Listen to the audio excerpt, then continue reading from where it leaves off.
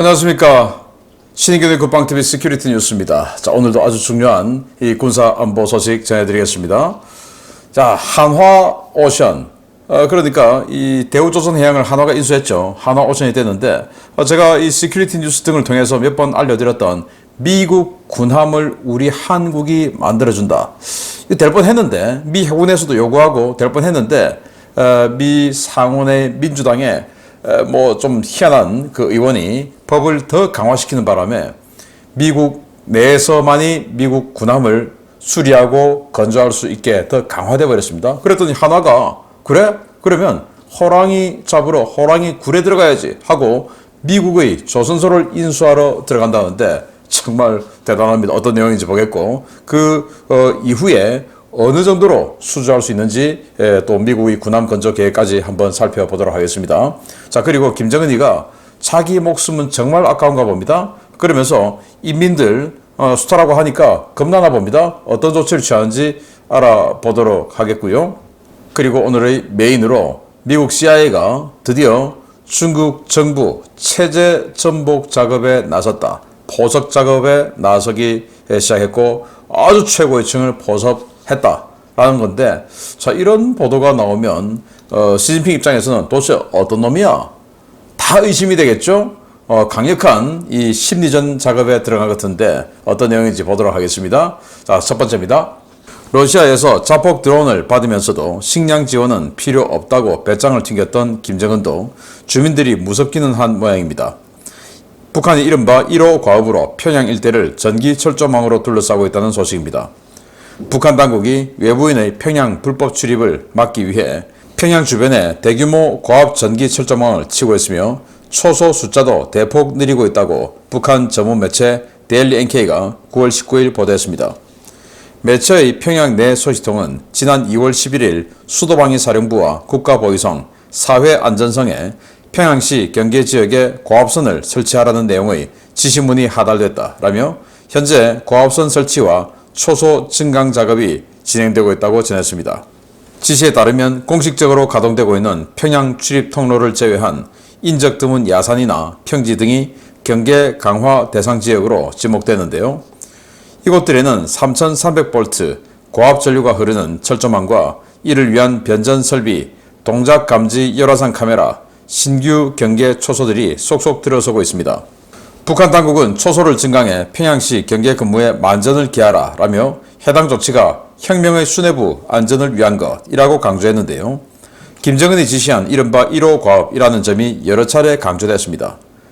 북한은 팬데믹 통제 당시 평양 출입 통제를 강화했음에도 불구하고 야산 등 경계 허점을 통해 무단으로 평양을 오가는 주민들이 많다는 사실에 충격을 받은 것으로 전해졌는데요. 유사시 불순 세력이 평양 내에 잠입할 수 있다는 우려에 따라 이번 조치가 결정된 것으로 전해졌습니다.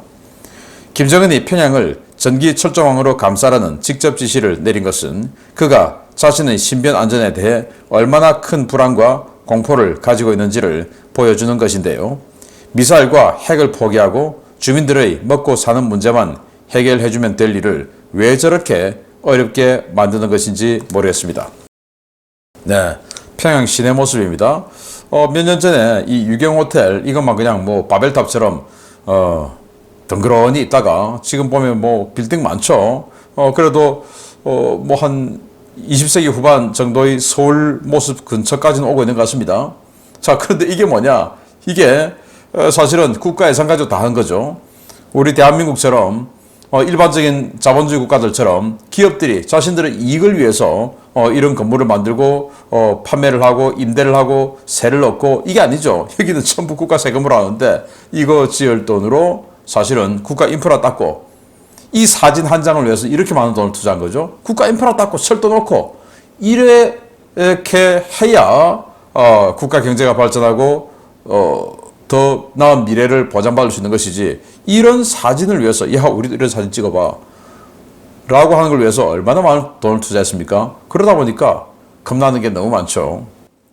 이 평양에만 살고 있는 이 평양 시민들만의 이 200만 공화국을 구축하기 위해서 이 평양으로 들어오는 도로에 다 검문초소들이 있는데 여기는 이제 필터링이 되는데 해보니까 산을 타고 넘어온 사람들, 도로가 아닌 야산을 넘어온 사람들, 뭐 이런 사람들이 너무 많다. 그래서 이 평양 시내에 허가받은 사람만 있어야 되는데 허가받지 않은 사람들이 들어올 수 있는 통로가 너무 많아. 그래서 야 이거 전부 그냥 철조망 닫혀. 고압 철조망. 그래서 3300V 전압이 전부 흐르고 있는 이 철조망 만들고, 그리고 정말 황당한 게 동작 감지 열화상 카메라.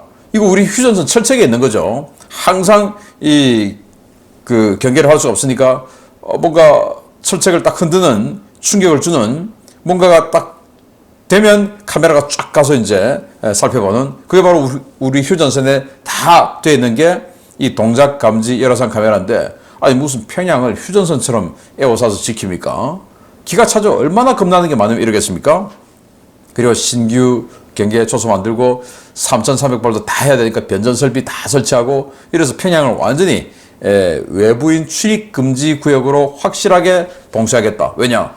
지금 지연 죄가 많으니까 러시아 갔다 올 때도 함경도 지역에 있는 모든 보위부는 자신을 보위하는 그 조직인데, 그 보위부 요원들의 총과 탄약을 전부 수거하고 했을 정도라니까 세상에 믿을 자가 아무도 없다라는 생각을 하는 거죠.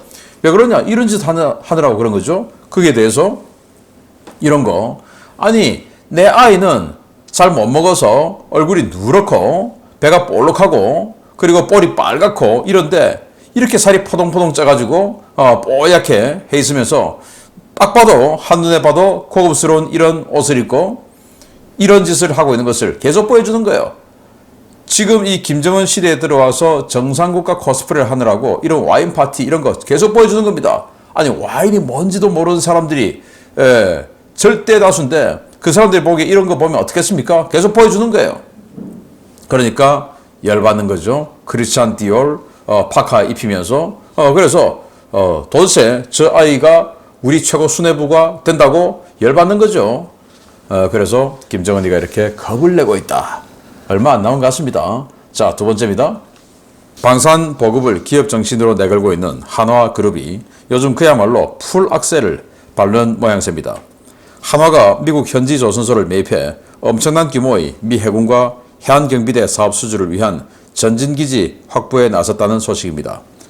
최근 대우조선해양을 인수해 한화오션을 출범시킨 한화그룹이 미국 현지 조선소를 인수하고 이를 기반으로 미국 군함 시장 진출을 위한 교두보 마련에 나서는 것으로 9월 19일 확인되었습니다.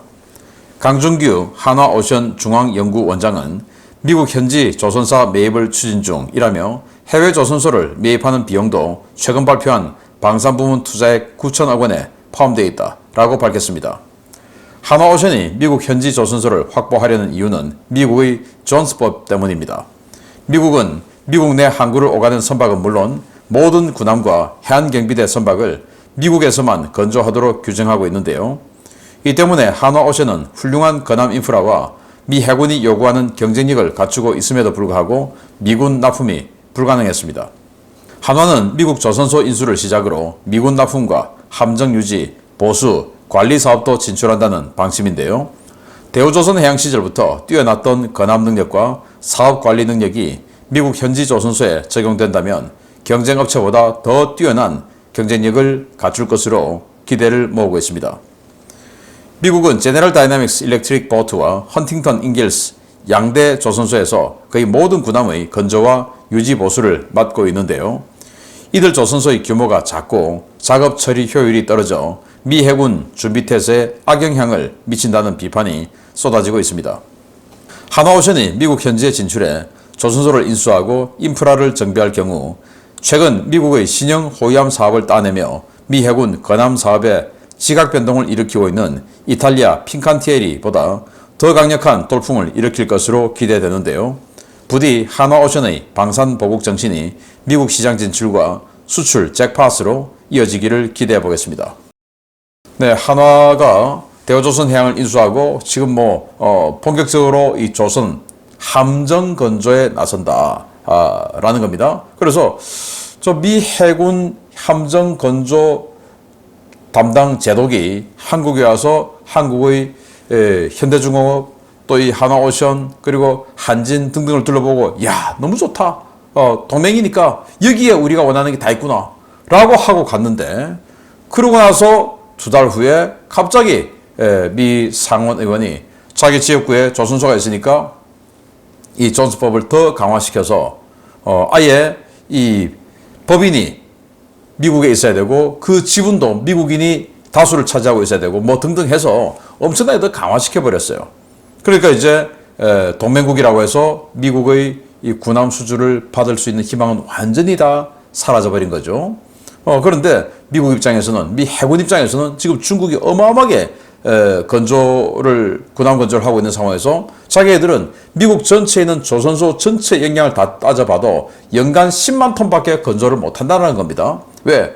미국이 지금 이 컨테이너 선박 또는 LNG 선박 미국 조선소 합니까? 다 한국에서 다 하죠. 일본, 중국 이런 데서 다 하죠. 그러니까 없는 거예요. 그런데 이 존스법은 미국과 해외국을 오가는 선박은 관계없는데 미국 내를 오가는 선박은 무조건 미국 내에서 건조해야 된다. 그래서 하와이 같은 경우는 큰일 난 거예요. 알래스카도 큰일 난 거예요. 알래스카도 하와이도 미국 내죠. 알래스카에서 배에다가 물자를 싣고 미국으로 본토 샌프란시스코나 시애틀로 왔다 갔다 하면서 이 보급을 좀 받아야 되는데 이거 미국에서 만든 배로만 해야 돼. 미국 국내니까. 하와이는 더 멀죠. 마찬가지예요. 그래서 하와이나 이 알래스카 같은 경우는 비행기에 짐을 싣고 가는 경우가 많다라는 겁니다. 당연히 물류 비용 올라가겠죠. 그런데 그건 이제 화물선 이야기고, 군함은 무조건 미국에서 만들어야 돼. 해안경비대, 코스트가드, 경비함도 무조건 미국에서 만들어야 돼. 라는 겁니다. 그래서 이 중국의 급부상에 대항하기 위해서는 미국이 군함을 많이 만들어야 되는데, 그럴 자산이 없다. 10만 톤밖에 안 된다. 연간. 그래서 동맹국을 둘러봤는데 갑자기 더 강화된 존스법이 나와서 어쩔 수 없다. 그럼 한화가 그럼 우리가 미국 들어가자 해서 들어온 거예요. 자, 이탈리아 핀칸티에리라고 하는 조선소가 있는데 이 컨시더레이션급을 미 해군에 제안해서 범용 호위함으로 대박 수주를 했습니다. 그래서 이 핀칸티에리가 미국 현지 법인을 만들었어요. 그래서 미국에서 생산합니다. 이런 대박을 한화가 터뜨리겠다 이거예요. 그래서 미국은 연간 이 미 해군이 발주하는 게 현재는 이 컨시더레이션급을 연간 4척, 그리고 알레이버크급 이지스 구축함 연간 2척, 그리고 잠수함 연간 2척, 그리고 뭐 기타 상륙함, 항공모함, 뭐 지원함, 뭐 이런 것들 있죠. 그런데 거기다 또 이 2020년대 중반부터 DDG-X를 합니다. 차기 구축함 하죠. 그 차기 구축함 사업은 또 어떻게 될지 몰라요. 그리고 지금 방금 제가 알려드린 이 수량 가지고는 턱없이 부족하다. 더 만들어야 된다. 왜? 중국이 지금 저러고 있으니까. 라는 거니까 또 지금 수리할 수 있는 도크도 없다. 라는 거 아니겠습니까? 호주가 핵잠수함 사겠다고 하는데 미국은 도크가 없어서 그 핵잠수함 못 판다라는 거 아닙니까? 그걸 우리 하나가 들어가서 해버리겠다. 라는 건데 부디 계획대로 잘 해내기를 바라고, 지금 뭐 하나의 예상대로라면 연간 10년 동안, 앞으로 10년 동안 글로벌 이 함정 군함 시장이 1,300조 원 어치를 예상을 한답니다. 그 중에서 미국에서 필요한 등등 또 북미 지역 해서 이 320조를 하나가 한번 노려보겠다라고 하는데 정말 320조 따내기를 기대합니다. 세 번째입니다. 최근 국방부장을 비롯한 주요 군부 인사들에 대한 대대적인 숙청 작업이 진행되며 소란스러운 중국이 또 한 번 술렁이고 있습니다. 미국이 시진핑 체제에 불만을 품은 중국 엘리트들을 중심으로 중국 내 인간정보 네트워크를 재건하고 있다는 소식입니다. 미국 중앙정보국 CIA가 최근 중국 내 인간정보, 즉 휴민트 복원에 박차를 가하고 있으며 새로운 휴민트는 중국 고위 인사들을 중심으로 구축되고 있다고 뉴욕타임즈가 복수의 미 정부 고위 관계자를 인용해서 현재 시각 9월 17일 보도했습니다. 뉴욕타임즈는 CIA의 새 휴민트에는 중국 공산당 관계자 등 고위 엘리트가 상당수 포함되었으며 이러한 고위층 보섭은 반대파를 철저하게 탄압하는 시진핑의 권위주의적인 통치 행태가 큰 도움이 됐다라고 전했습니다.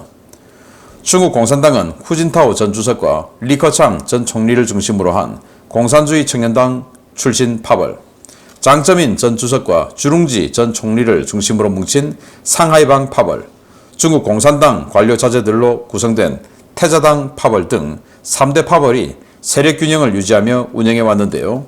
이 균형은 시진핑 현 주석이 3연임을 통해 장기 독재 체제를 구축하면서 붕괴됐습니다. 현재 시진핑은 태자당 출신 인사들 가운데 이른바 습가군으로 불리는 가신그룹을 집중적으로 기용해 1인 독재 체제를 갖추고 공청당과 상하이방은 물론 습가군 외 태자당 인사들에 대한 숙청도 확대하고 있는데요. 이에 대한 반발작용이 CIA의 포섭작전에 큰 도움이 되고 있는 것으로 전해졌습니다. CIA는 지난 2월 중국 정찰 풍선 미 영공 침범 사태 당시 군 수뇌부가 시진핑에게 관련 상황을 전혀 보고하지 않았다는 정보도 중국 내부 고위층으로부터 입수해 파악하고 있었는데요. 이 사건 직후 시진핑은 군부 장성들을 불러 강하게 질책하며 이른바 군기를 잡았던 것으로 전해졌습니다. 영미권 오신트 소식통들은 이번 CIA의 공작이 확대될 경우 체제전복 공작으로까지 이어질 수 있다고 보고 있습니다. 시진핑의 집권을 도왔지만 토사구팽당한 태자당과 공청단 인사들의 불만이 적지 않고 시진핑 3연임 과정에서 그야말로 난도질을 당한 상하이방 세력이 막강한 자금력을 바탕으로 재기를 노리고 있기 때문입니다. CIA가 중국 내 반시진핑 세력과 손을 잡고 적극적인 공작을 벌일 경우 심각한 경제위기 때문에 악화된 민심과 함께 폭발적인 시너지를 만들어낼 수 있을 것으로 보이는데요. 부디 이 공작이 성공해 전 세계를 위협하는 시진핑의 폭주가 끝나기를 바라겠습니다. 네, CIA가 이런 일을 하고 있다 라고 뉴욕타임즈 등 이 미국 주요 언론들이 일제히 보도했습니다. 그 말은 중국 니들 좀 봐라 이 말 아니겠습니까? 보고 다 니들끼리 다 의심해라. 저는 이 말로 봅니다. 그러면서 이 기사에 하면 이러이러한 상황 때문에 최고위층 인사들이 다수 포섭됐다 라고 하니까 최고위층 인사 누구야? 약간 의심스러운 자들 다 조사해봐. 그러면 조사받는 사람 스트레스 받을 것이고 또 진짜로 이런 쪽에 뭔가 CIA하고 또는 미 대사관 직원하고 한번 밥이라도 한번 먹은 사람들 굉장히 불안하겠죠. 자, 이게 왜 이러냐? 이게 이제 상징적인 사진인데 덩쇼핑 이후로 중국은 이 상무위원회 7인이 집단 지도 체제를 구성해 왔죠. 그래서 상하이방, 태자당, 공산주의 청년단 이런 데서 뭐 2명씩, 3명씩 이렇게 섞어서 이 7인회를 만들어 왔었어요. 그 중에 제일 앞이 이제 주석이고 그 다음이 총리죠. 그리고 전인대 상무위원장, 우리 지금 국회의장, 뭐 이제 이런 순서인데 이런 것들을 이 시진핑 3기에 들어와서 완전히 다 깨버리고 태자당으로만 다 구성을 했어요. 그런데 태자당이라고 해서 즉 자기 아버지가 공산주의 뭐 고위 관료였던 사람의 아들이다 이겁니다. 그런 사람들이라고 해서 시진핑하고 다 밀접하겠습니까? 그건 또 아니죠. 그 내에서도 야 쟤는 빼 해가지고 완전히 습가군. 습가는 뭐냐? 시진핑이 습근평 아닙니까? 습가 가신들이다 이겁니다. 자기 가신들로 다 구성을 했다라는 건데 이 사람이 또 상징적이에요. 자오로지 여기 이제 전인대 상무위원장인데 국회의장 서열 3위예요. 이 사람은 청해성, 칭하이성 당석이었습니다. 그런데 칭하이성은 아시다시피 인구도 작고 완전히 변방이고 이래서 이 당석이 중에서도 뭐 꽝둥성이라든지 뭐 이런 그 해안에 있는 이 발전되어 있고 인구가 많고 GDP 높은 이런 성에 비해서 굉장히 좀 한직일 수밖에 없죠. 그런데 이 사람이 칭하이성에 있으면서 시진핑의 아버지 묘를 완전히 성역화한 거예요. 그게 이제 시진핑 눈에 들어서 여기까지 급하게 올라온 겁니다. 그러니 뭐 완전히 일반인들이 봤을 때는 이건 말도 안 된다라는 인사를 마구마구 하는 거죠. 그렇지만 되는 거예요. 왜? 어마어마한 독재를 시작했으니까.